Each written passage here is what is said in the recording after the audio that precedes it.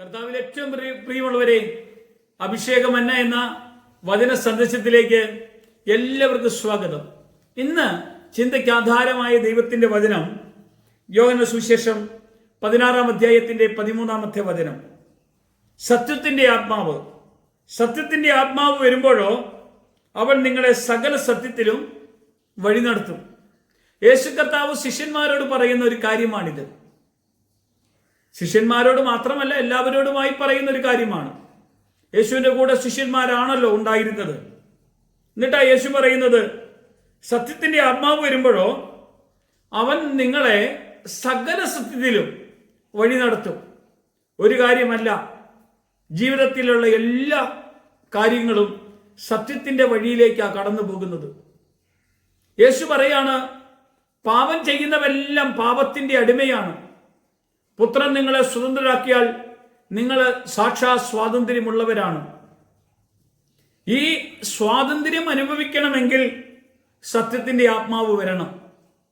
ആത്മാവ് വന്നാലോ പാപത്തെക്കുറിച്ചും നീതിയെക്കുറിച്ചും ന്യായവിധിയെക്കുറിച്ചും നമുക്ക് ബോധ്യം തരും. പരിശുദ്ധാത്മാവ് വന്നാൽ നമ്മുടെ ജീവിതത്തിൽ വലിയ മാറ്റം ഉണ്ടാകും.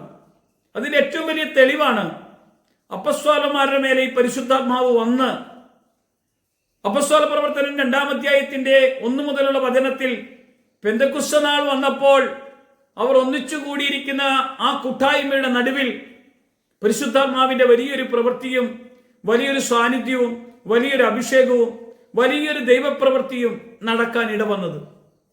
അവരുടെ ഭാഷകളെ മാറ്റിയില്ലേ, അവരുടെ ചിന്തകളെ മാറ്റിയില്ലേ, അവരുടെ ആലോചനകളെ മാറ്റിയില്ലേ, അവരുടെ പ്രവർത്തനങ്ങളെ മാറ്റിയില്ലേ. സത്യത്തിന്റെ ആത്മാവ് വരുമ്പോൾ അവർ സകല സത്യത്തിലും വഴി നടക്കുന്ന ഒരു അനുഭവം ഉണ്ടാകുന്നില്ലേ? അവർ കർത്താവിന് വേണ്ടി ഇറങ്ങി അവർ പറഞ്ഞ വാക്കുകൾ ഉണ്ടല്ലോ.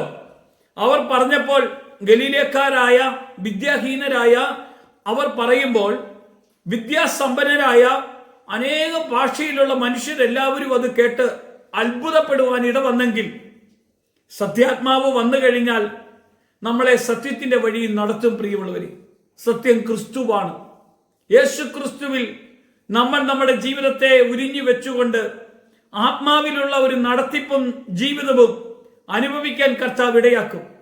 ഈ വചന സന്ദേശം നിങ്ങൾ കേൾക്കുന്നെങ്കിൽ നിങ്ങളുടെ കുടുംബത്തിലും പരിശുദ്ധാത്മാവിന്റെ സാന്നിധ്യം അനുഭവപ്പെട്ടുകൊണ്ട് ക്രിസ്തുവേശുവിൽ നിങ്ങളെ ജീവിക്കുവാൻ ദൈവം ഇടയാക്കും.